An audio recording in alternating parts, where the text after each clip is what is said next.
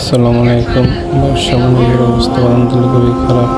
এই যে বড় ভাই সাদ্দাম বসে আছেন, এই বেটে ব্যবসা বাণিজ্য ভালো না, খুব খারাপ বাজার। এই জন্য বাদাম ঢাকা ফুটপাতে হকার বসতে না দেওয়ার কারণে বাদামতলী ফেল অবস্থা খুবই করুণ অবস্থা। বেচাকেনি নেই, খুবই খারাপ। মার্কেট সব ফাঁকা, কোনো লোকজন নাই, ব্যবসা বাণিজ্য নেই। এই যে আমাদের বড় বাজারে কোনো কাস্টমার নাই। কাস্টমার না থাকার কারণে আমাদের এখানে অনেক মাল আমদানি করছি, কিন্তু কাস্টমার কম হওয়ার কারণে আমরা বেচা কেনা করতে পারতেছি না।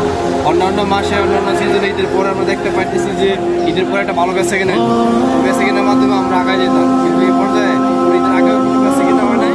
ঈদের পরবর্তী সময়ে আরও বেচা কেনা বেশি খারাপ হয়ে যাচ্ছে। বর্তমান পরিস্থিতি খুব খারাপ। দেখেন বাদামতলী অবস্থা খুবই ফাঁকা, সবার মন খারাপ, বেচাকেনি নাই।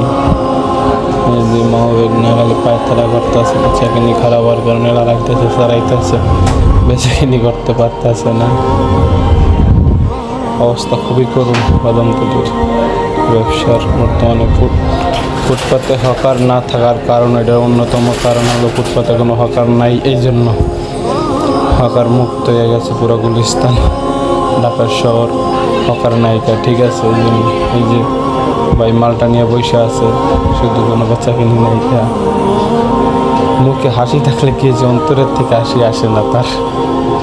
গড়বড়া মাল বেচাকেনি করতে পারতেছে না। কাল আর একজন আমাদের মাথায় হাত দিয়ে বসে আছে, বেচাকেনি খারাপ। এই জন্য বেচাকেনি নিয়ে মাথায় হাত দিয়ে বয়ে রয়েছে, ব্যবসা বাণিজ্য খারাপ হওয়ার কারণে।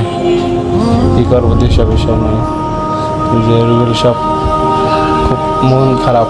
পাইকারের দাম বলে কম অনেক বাজারের থেকে, 500-700 টাকা কম বলে বেচাকেনি করতে পারতেছে।